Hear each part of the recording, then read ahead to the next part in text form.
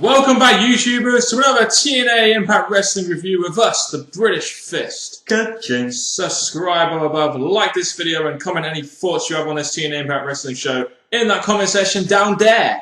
Make sure you contact us in the link in the description box below. If you didn't know already, I'm Mr. Parkin. This guy sitting next to me, the one and only awesome NJ! Russell! The only guy in the world who is the greatest man that ever lived, plus more awesome than The Miz, I'm just saying, and rocks a little bit more strudel than The Rock. So going into this TNA Impact Wrestling show, we had some hype for Destination X to get sorted this week, didn't we, after the first 2 weeks, including Open Fight Night. And at long last we did. Yeah, thank God for that. We started off the show quite strangely, with AJ Styles claiming that he's going to get his revenge on Daniels and Kaz for Claire, and talking... You know, it looks like this bad actor is going to be part of this storyline for a little bit longer. The main event of the evening was going to be AJ and Angle versus Kaz and Daniels, as pre-announced last week. We opened up the show quite strangely, actually, with a Bound for Glory series match. It's nice for TNA to open with a match. Although I thought they would open up with one of the main angles of the show, it's nice for them to open up with a Bound for Glory series match, Mr. Anderson versus Rob Van Dam. Because that's the thing, even though we've got Destination X coming up, they do need to concentrate on building stuff up to a bigger pay-per-view. And with this match, good wrestlers, obviously Rob Van Dam being in the long term, Anderson being a face that people want to see wrestle. And then he comes out, goes on mic, you know, really bring up the crowd, smiles because they're chanting away to his words. Very nicely done, then we get to the match itself. Do we have any assholes in the house from Greenbow, Wisconsin? I know I botched it, but you get the point. The guys went out there and had about a 6-minute match. We also got the announcement that all the Bound for Glory series matches are now going to be 15-minute time limits. Can't help but feel that that is for pay-per-view purposes, would you not think? It would have to be. And Rob Van Dam wins with the crucifix pin. Really, are we really surprised that Rob Van Dam gets the victory? I mean, he was on no points, and I guess they needed to give him 7 points somehow. Sadly, I had to come to the aid of Anderson because I think Anderson's a guy that, at the moment, his book's not been great, so maybe he could use this to bring himself up. I know it's early days, but obviously giving the win to a bigger wrestler at the time was, in TNA's eyes, the right choice. Yeah, I'm not surprised Rob Van Dam didn't do the job, but there we go. That's why he's called No Job Rob. Then had an Austin Aries promo. This is what I thought would open the show, but they decided to go with a match this week, changing the structure. You had Austin Aries coming out, talking about how it was a hard decision to vacate the X Division Championship and how he did want to get bigger competition. But I felt in this angle and in last week's angle as well, TNA and Austin Aries have done a pretty good job making the X Division seem important, in my opinion, which was needed, in my opinion. Well, with the big cliffhanger that Hogan gave Aries, that obviously made it look important, should I say, because obviously they put all the focus on Aries and the belt. And they kept following it week after week. So then we get, obviously, to the decision and the direction of this week. And I think they've really done a good job at, obviously, with Aries being the top X Division they had and him moving on. They need to still keep the X Division still a big part of TNA, and this segment definitely did that. I mean, he is the epitome of the X Division. He, you know, got a chance in the X Division last year at Destination X. He's now going to be main eventing 1 year later. It shows you what giving a guy a chance can really do, like you know, Austin Aries.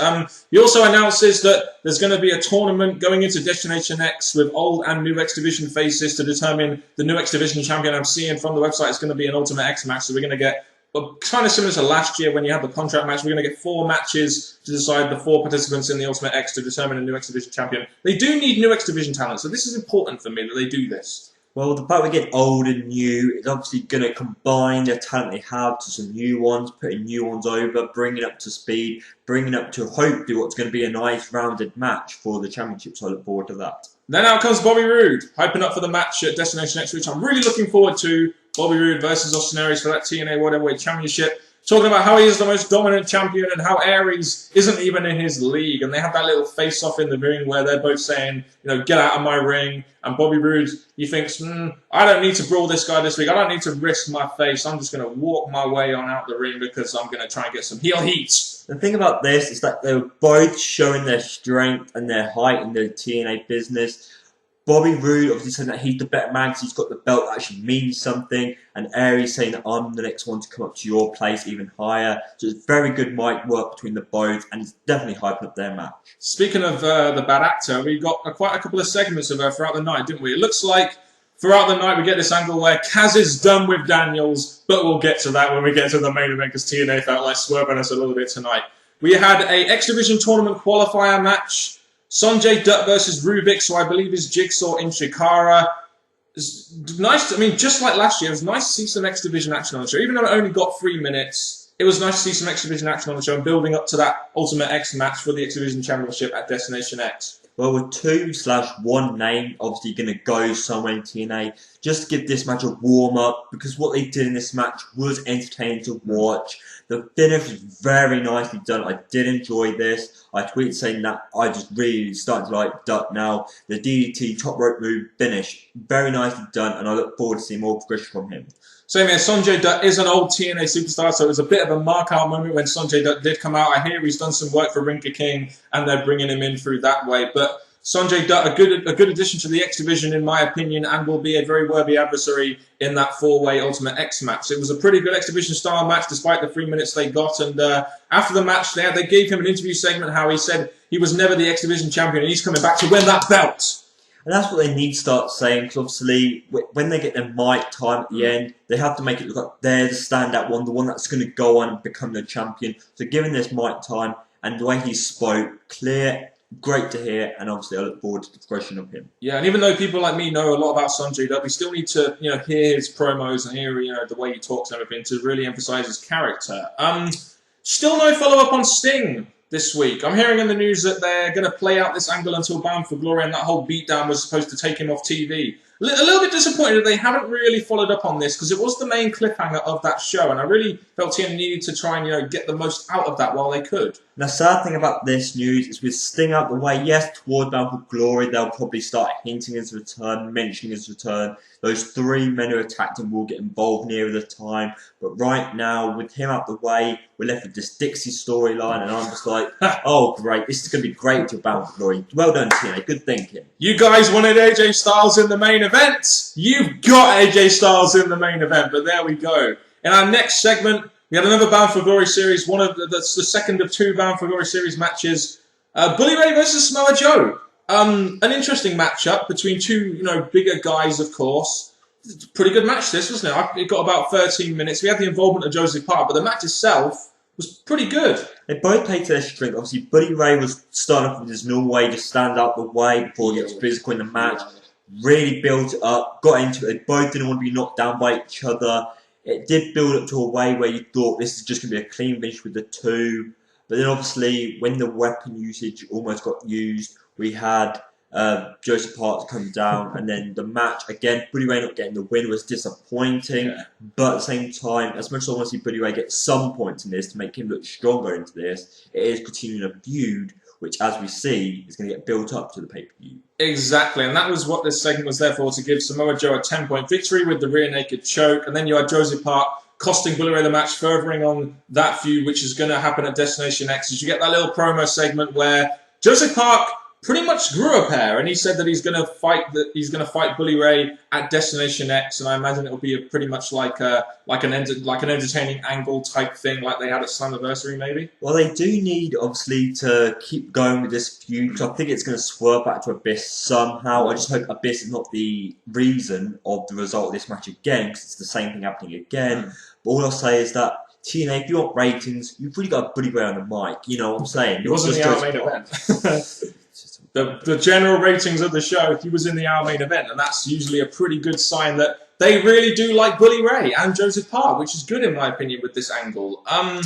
Kurt Angle versus Samoa Joe is apparently going to be at Destination X for the Bound for Glory series. I'm really looking forward to seeing that match. As we said before, Joseph Park is, Samoa Joe, and the thing is, we know that Samoa Joe can put on good matches. He's had matches in the past. He's faced Angle before, so it looks like they're redoing it, making it better, and it's definitely worth a pay-per-view worthy match. Yeah, and speaking of this AJ storyline, turns out the picture was after the moment AJ told Dixie Carter the news. The hotel room footage was when AJ was bringing Dixie to see her after rehab, and the phone call was made during Dixie's husband's party. Man, this storyline took a bit of a 180 turn on this week's show, didn't it? We had all sorts of different directions we were looking at, really, didn't we?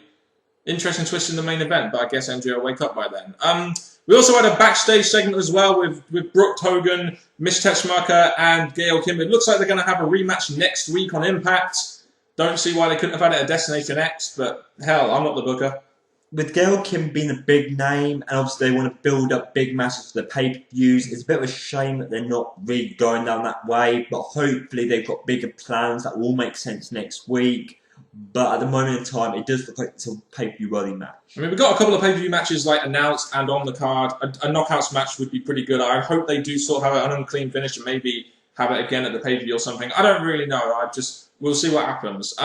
We then had our second of 2 X Division tournament qualifier matches: Rashad Cameron versus Nathan Andrews. Now, I like this concept, but we really didn't know anything about these guys. Now, it would have been nice if we had an interview segment or some kind of video package or some sort of insight into their characters. I think this would have helped this segment, which was good, a little bit more, in my opinion. When it came to this match, the fact that obviously the TNA have just like sprung these on, it's up to it last week and then mentioned we get that this week just so we know what we're prepared for, just spring it onto us. It was a bit like, whoa, who are these guys? What's going on? I know we had Aries explain it, but it was too late because obviously the show was already starting. And now I'm just like, this match, as much as it's got a purpose, I just don't know who to cheer for, whose side to be on, and just I don't really feel much for this match. I mean, last year they gave all the guys that were going to win, or all the guys in it, an interview segment and stuff, which was good. And they didn't really do it with this, and this is something I really think they probably could have done better on, especially with these 2 guys. I mean, I must admit, I did prefer Rashad Cameron. He seemed like a bit of a colourful mix between Jay Lethal and some other black wrestler I can't remember the name of. But it seems like in this segment, we got 4 minutes later, after some good exhibition action, with a couple of sloppy moments, might we add, we're going to see the beginning of the Rashad Cameron movement by the looks of it. Oh yeah, I'm pumped. I'm definitely pumped. Woohoo! There we go. So, there we go. Next week, we're going to have Jeff Hardy versus James Storm in the main event for the Bound for Glory series. TNA are taking 2 of their bigger baby faces and putting them in the main event on the go-home show to Destination X. We'll see what happens with that next week, I guess. Well, with it being the go-home show, they do want it to be a nice warmed-up match, get people prepared for the pay-per-view. And the fact you've got these 2 big names, yes, there's been complaints, obviously, from my end, that they're contributing too much on Storm. But Hogan did put over Jeff Hardy in this, so I'm looking forward to this match. I mean, surely you'd imagine Jeff Hardy will win, so it closes the gap a little bit. You've got Samoa Joe about 9 points behind, so you'd imagine Jeff Hardy may win this. We're also going to hear from Chris Sabin next week after his injury a couple of weeks ago. It'd be interesting to see what they're going to do with Chris Sabin from now on. I have a feeling he would have been the X Division champion, but they're going to have to bring these guys in because we haven't got anyone in the X Division really right now. Sabin and Sorensen, another name that I think they should both come back eventually because they're both big names, people that we good in the X Division towards the championship.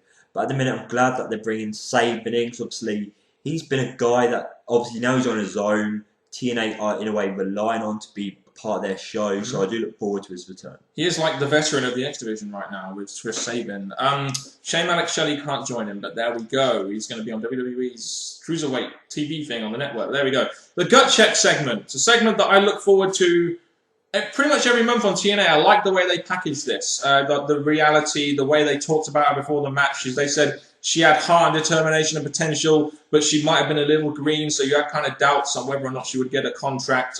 What do you... I know you may give your thoughts on it before, but what do you think of the whole presentation of this Gut Check segment? Do you like it? Do you like the reality aspect of it and the sort of insider talk? Well, what I'm going to say straight away is that with the Gut Check Challenge, it is definitely bringing in new talent, different parts of the TNA roster, so that's good, so it's not just depending on one area, it's going on to many. And the fact that they're following on each month and going on, it's definitely adding something to the show, something you know what's coming. It's good. The only problem is, the last 2 times, luckily the second time is getting repaired now, it's not really working out in the favour of TNA. And the reason why Alex Silvers didn't work out was because of the kayfabe thing by Ric Flair with him breaking kayfabe. And he is in OVW, but that was a big mistake by TNA hiring Ric Flair when they knew he was in that condition. Taylor Hendricks got a pretty good reaction from the Impact crowd. Throughout the night, whenever she got mentioned, the crowd was definitely with it. Twitter was full with her. It was definitely going in her direction. Yes, by the judges, they mentioned her family life and a bit of a story, which I don't think they should really be concentrating on, because obviously when it comes to wrestling, they're more concentrating on their wrestling ability. And that is what the band obviously are cheering for. And she got 90% on the polls, so you kind of thought she was going to be getting a contract. And that was interesting as well, like during this segment, you had Joey Ryan at ringside, having that little confrontation with Taz, and it's like, wow, you're bringing in Joey Ryan as kind of like a outside observer, kind of like they did with the whole CM Punk thing to start off with. And it's like, man, this could be an interesting angle for TNA. This kind of seems like real. Now they're really starting to give direction to one of their mistakes or one of their storylines. It's actually starting to become to a thing that maybe there's going to be more from it. Maybe I'll get my wish and we'll see Taz versus Joey Ryan in the future. I just think that something needs to be done. I know the concentration was taken away from a little bit, yes. A little bit from the Championship Challenge, but luckily they went back to that and gave us the answer that we were all waiting for. Yes, and Taylor Hendricks cut a pretty good promo on how much she wanted this, and I think that's what really steered Bruce Pritchard in the right direction. Taylor gets the contract, and I'm happy we got a new knockout that looks very good. I mean, I do admire her look and her passion, so for Taylor Hendricks to get a contract, I was pretty happy to see her get the contract, especially after her cancer story, which could be a pretty good feel-good story for TNA in the future if you think about it. But if I look past the story, she did do good in her match. Yes, they said that she did a bit bad, but overall, many people love her. TNA are loving her, so I'm looking forward to seeing her progress in the championship. Yeah, in the Knockouts division. I'm really looking forward to it too.